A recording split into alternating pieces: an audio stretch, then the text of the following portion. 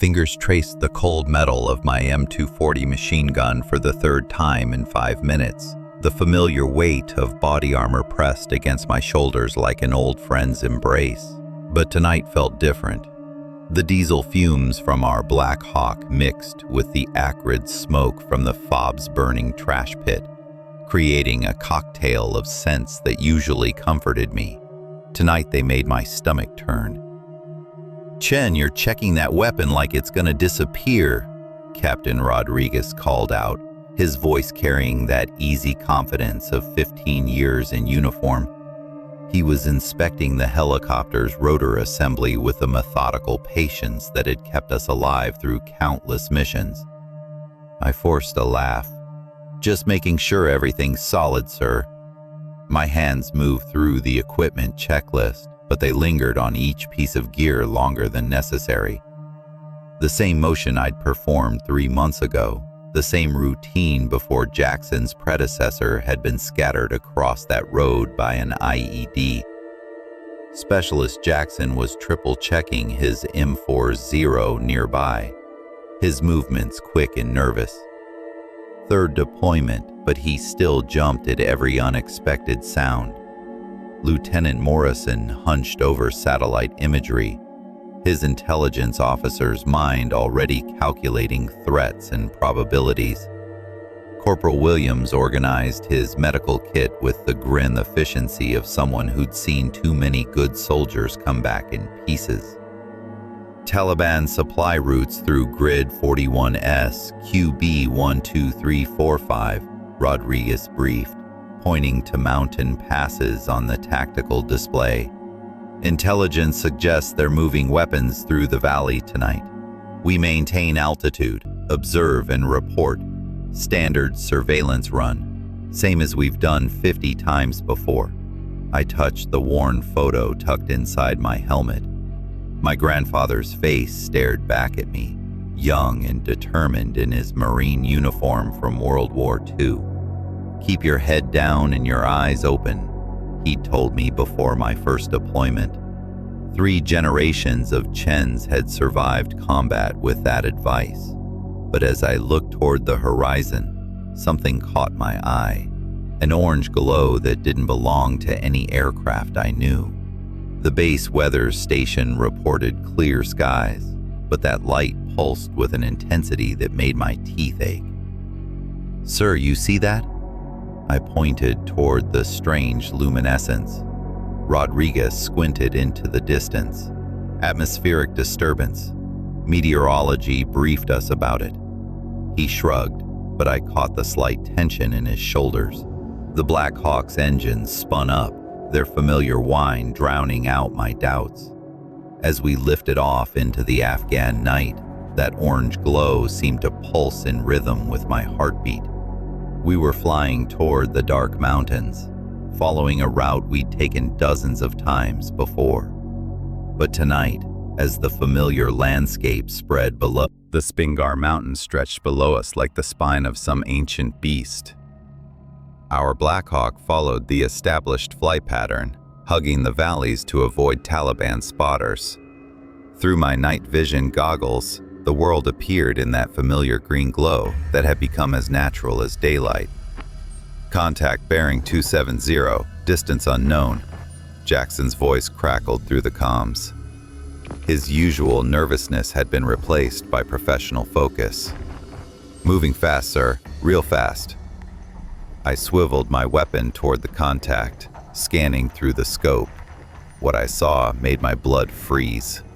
A cylindrical object, maybe 30 feet long, moving across the mountainous terrain at impossible speeds. No engine noise, no heat signature from conventional propulsion, just smooth, silent movement that defied everything I knew about aircraft. "Base, this is Echo 6. Rodriguez's voice remained steady, but I heard the underlying tension. "We have an unidentified aircraft in our area of operations, requesting identification." The radio crackled with static. "Echo 6, negative on any friendlies in your sector. Repeat, no aircraft authorized in your area." My grip tightened on the machine gun. The object was still there, still moving in ways that made my mind reject what my eyes were seeing.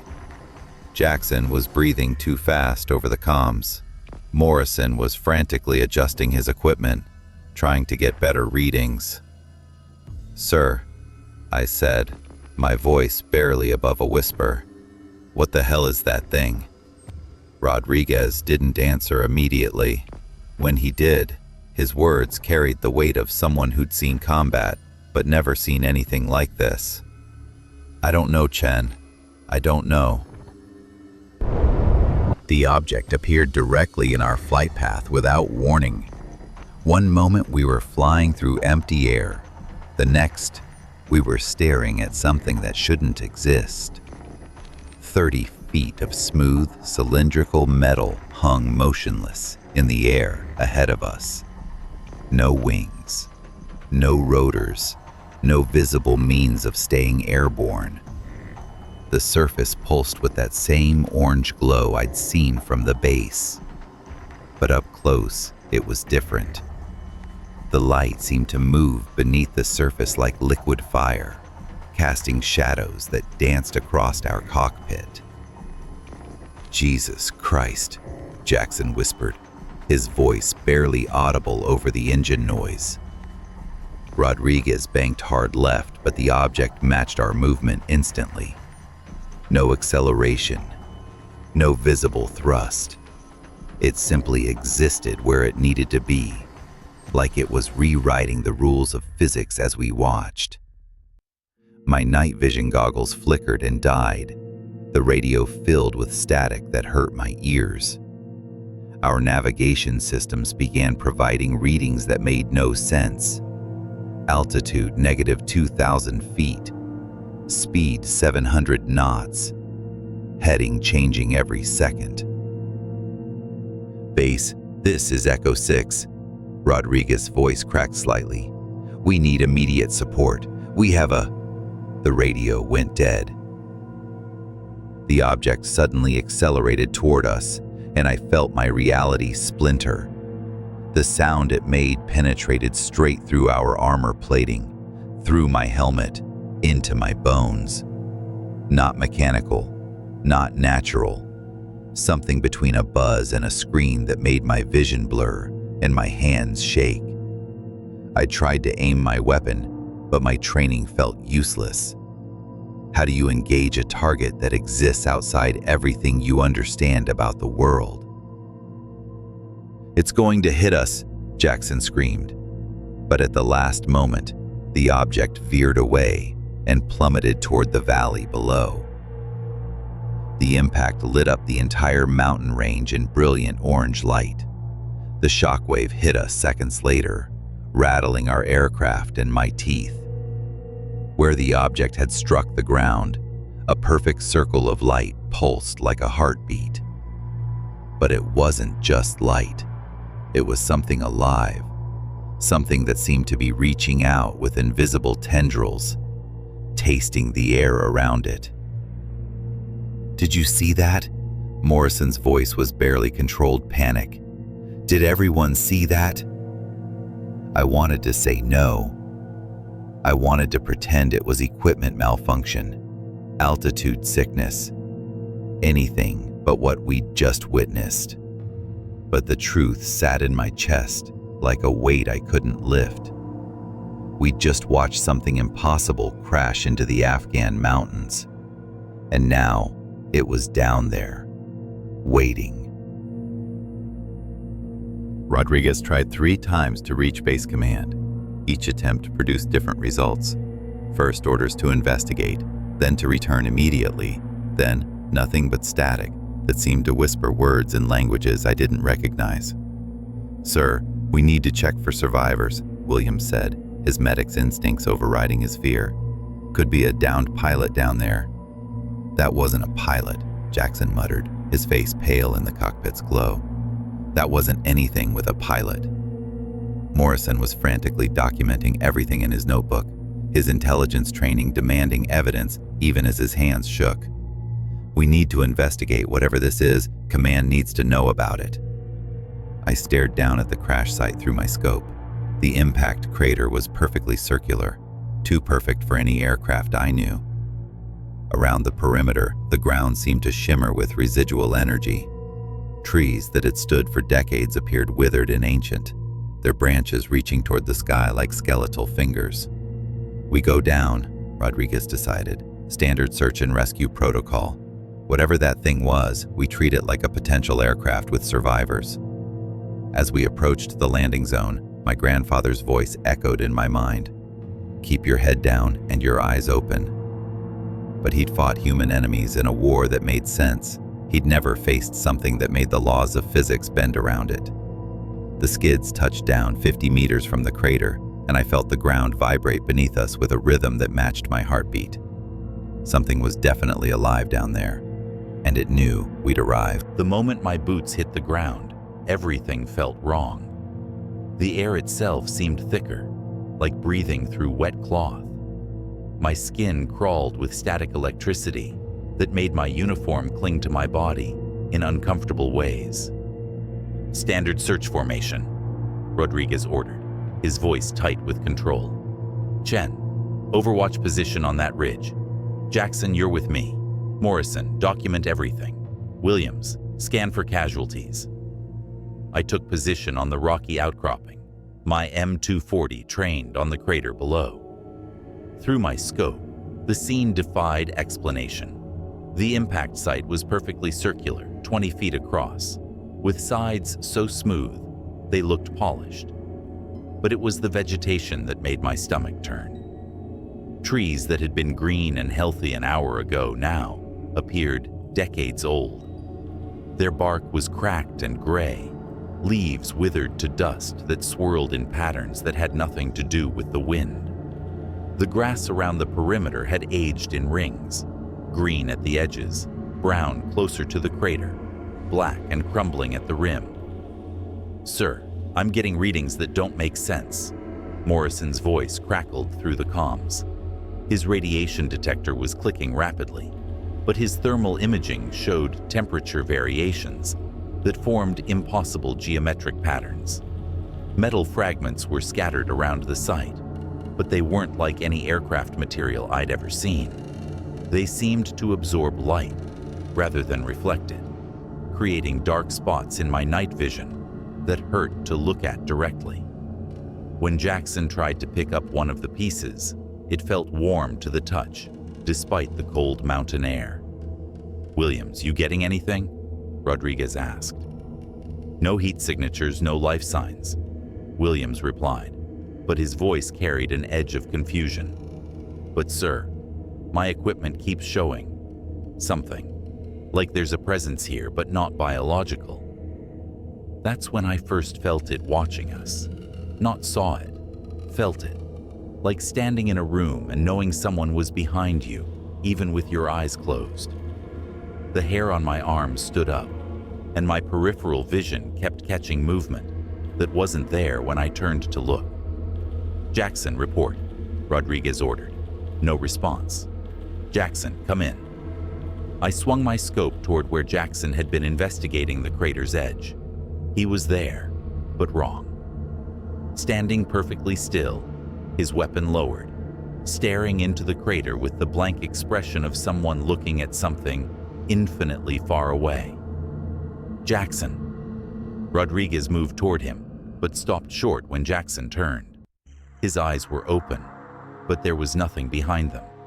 No recognition, no awareness, just empty space where a person used to be. "Williams, get over here now," Rodriguez commanded. Williams reached Jackson first, checking his pulse, his pupils, his breathing. All normal. Medically, Jackson was fine. But anyone could see that Jackson, the nervous kid who jumped at shadows and worried about his girlfriend back home, was gone. "Sir," I called down from my position, "we need to move. Something's not right about this place." But as I spoke, I realized the truth was worse than I'd thought. The shadows around the crater weren't staying in the same place. They were moving, flowing like liquid, reaching out from the impact site toward our position. And in the center of the crater, Something was beginning to stir. The thing in the crater wasn't visible. Not exactly. It was more like a distortion in the air, a place where reality bent in on itself. Looking at it directly made my vision blur and my head pound, but I couldn't look away. "We need to get Jackson and move," Rodriguez ordered, but his voice sounded distant, like he was speaking through water. Williams was still trying to revive Jackson when the first wave hit us. Not physical, something else. A pressure that pressed against my mind, searching for cracks, for ways inside. My thoughts scattered like leaves in a hurricane, and for a moment, I couldn't remember where I was, or why I was holding a weapon. "Chen, talk to me!" Rodriguez's voice cut through the fog in my head. I'm here, sir." But I wasn't sure that was true. Part of me was still floating in that pressure, being examined by something that had no understanding of human consciousness. Morrison was screaming into his radio, trying to reach base, but the static had taken on an almost conversational quality. If I listened carefully, I could almost make out words in the white noise. Not English, not any language I recognized, but somehow I understood them. "You should not have come here. You should not have seen. You should not have touched what was not meant for you." The shadows were definitely moving now, flowing across the ground like spilled oil. Where they touched, the aged vegetation crumbled to dust. Where they passed over rocks, the stone developed hairline cracks that spread like spider webs. "Sir, we need to leave now," I called down, but my voice sounded strange to my own ears, too calm, too detached. Rodriguez grabbed Jackson's arm, trying to pull him away from the crater, but Jackson resisted with strength that shouldn't have been possible. His empty eyes turned toward Rodriguez, and when he spoke, his voice carried harmonics that made my teeth ache. "It's been waiting so long," Jackson said. But it wasn't Jackson speaking. "So long in the dark, so long alone." Williams backed away from Jackson, his medical training useless against whatever had taken residence in his patient's mind. "Sir, that's not him anymore." The shadows reached our position, and where they touched my boots, I felt a cold that had nothing to do with the Afghan mountains. This was the cold of space, of the void between stars, of places where human warmth had never existed. Something ancient and patient was the thing that had been sleeping in the crater finally showed itself. It rose from the impact site like smoke given form, 30 feet of writhing shadow and energy that existed in too many dimensions at once. Looking at it directly felt like staring into a broken mirror. I could see fragments of its true shape, but my mind couldn't assemble them into anything coherent. Parts of it were solid, dark metal that reflected no light. Other parts seemed to be made of the space between stars, cold and empty and hungry. Appendages that might have been arms or tentacles or something else entirely reached out from its central mass, testing the air, tasting our presence. "Dear God," Rodriguez whispered, his weapon trembling in his hands. "What is that thing?" Morrison was frantically flipping through his notebook, his intelligence training demanding answers even as his sanity cracked. "The fragments," he said, his voice high with panic. "The metal fragments around the crater, they're not from a spacecraft, they're from a containment system." The entity's attention turned to Morrison, and I watched the lieutenant's face drain of color. When the thing focused on you, you felt it examining every memory, every fear, every moment of weakness you'd ever experienced. "It's not alien," Morrison continued, his voice barely audible. "It's old, older than civilization. The crashed object wasn't a ship, it was a prison." The entity moved toward us with fluid grace, its form shifting and changing as it approached. Where it touched the ground, the earth itself seemed to wither and die. Where its appendages brushed against rocks, the stone aged decades in seconds. Jackson stood motionless beside the crater, his empty eyes reflecting the entity's otherworldly glow. When he spoke, his voice carried the weight of millennia. "Your kind has grown so numerous," he said, but the words came from something far older than human speech. "So loud, so intrusive. Your machines sing in frequencies that disturb the old places, weaken the old barriers." Williams was backing toward the helicopter, his medical kit clutched against his chest like a shield. "Sir, we need to get out of here, now." But Rodriguez was staring at the entity with the expression of a man watching his world crumble. "How long?" he asked. "How long has it been down there?" The entity's attention shifted to Rodriguez, and I saw him flinch as it touched his mind. "Since before your species learned to make fire, since before you learned to look up at the stars and wonder what looked back." I tried to aim my weapon, but my hands wouldn't obey. Every instinct screamed at me to run, but my legs felt rooted to the ground. The entity was doing something to us, something that made military training feel like a child's game. "It's feeding," Morrison said, his voice distant and analytical even as blood began to trickle from his nose. "Feeding on our fear, our confusion, our inability to understand what we're seeing." Williams suddenly stepped forward, his medic's instincts overriding his terror. If it was contained before, it can be contained again. He was studying the metal fragments with the intensity of someone trying to solve a puzzle while the world ended around him. "The fragments form a pattern," he said, pulling pieces from his kit. "If I can reconnect them, rebuild the containment field."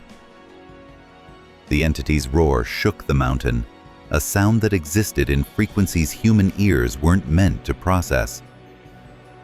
It had understood Williams's intention, and it was afraid. For the first time since this nightmare began, I felt something other than terror. If this ancient thing could fear, then maybe it could be stopped. But as Williams began assembling the fragments, I realized the price of containment. The metal was designed to be activated by human contact, but the process would consume whoever touched it. Williams looked back at us one last time, his face calm with the peace of someone who'd found his purpose. "Tell them I tried to help." The containment field activated, and Williams screamed as the entity's prison reasserted itself. But it was working. The shadows were retreating. The impossible geometries were collapsing back into 3 dimensions. The entity fought the containment, its form becoming more solid and desperate as it was forced back toward the crater. But Williams held on, his body dissolving into energy that fed the ancient prison.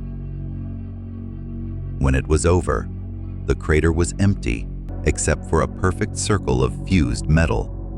Williams was gone, but the entity was contained. For now. 3 days later, I sat in a windowless room at Bagram Air Base facing 2 men in civilian clothes who insisted they were from Army intelligence. Their credentials looked real, but their eyes held the cold emptiness of people who'd seen too much and decided to stop caring. "Equipment malfunction," the older one repeated for the 3rd time. "High-altitude exposure combined with fatigue. It's more common than you'd think." "I know what we saw," I said, but my voice lacked conviction. 3 days of debriefing had worn me down, made me question my own memories. Specialist Jackson suffered a psychological break, the younger investigator continued. He's receiving treatment at a facility in Germany. Corporal Williams was killed in a helicopter accident during extraction. Lieutenant Morrison has been transferred to a desk job in intelligence analysis. Rodriguez sat beside me, his 1,000-yard stare focused on something beyond the room's walls. He hadn't spoken since they'd brought us in. Whatever they'd said to him in his private sessions had broken something fundamental in the man who'd led us through 15 years of combat. The area where you think you saw this incident has been declared off limits due to unexploded ordnance, the older investigator said. UXO from Soviet occupation, very dangerous. No one will be going back there. They showed me photographs of the crash site. Empty ground, no crater, no metal fragments, no evidence that anything had ever happened there. You're being reassigned, the younger man said, sliding a folder across the table. Stateside, training position, you've done enough overseas. As they escorted me out, I caught a glimpse of Rodriguez being led down a different corridor. He looked back at me once, and in his eyes I saw the same truth I felt in my bones. They could change the reports, transfer the witnesses, classify the evidence, but they couldn't change what had happened. They couldn't erase the memory of Williams's sacrifice, or the knowledge that something ancient and hungry was sleeping beneath the Afghan mountains, contained but not destroyed, waiting. 6 months later, I'm teaching weapons maintenance to new recruits at Fort Benning when the message arrives. No sender identification, no official letterhead, just coordinates and a date, 3 days from now. Another routine patrol experiencing equipment malfunction, the message reads. Grid reference 34.2361 degrees N, 69.1753 degrees east. Sounds familiar? I recognize the coordinates immediately. They're 60 miles east of where we encountered the entity, but the geological surveys I've been quietly studying show the same mineral compositions, the same electromagnetic anomalies. There's more than one prison in those mountains. My hands shake as I read the final line. Some things are too important to leave to chance. Will you help us make sure the next team comes home? I stare at the message until the words blur. Outside I can hear the recruits laughing as they head to chow. Young soldiers who believe their training will protect them from anything they might face. They have no idea what's really waiting in the dark places of the world. But I do. And despite everything, the cover-up, the transfers, the official denials, I know I'm going back. Because Williams died to contain something that shouldn't exist, and I won't let his sacrifice be meaningless. The truth is out there, buried in classified files and hidden in the spaces between what we're told and what we experience. And sometimes, the only way to honor the dead is to make sure their fight continues, even if it means crossing into that darkness one more time.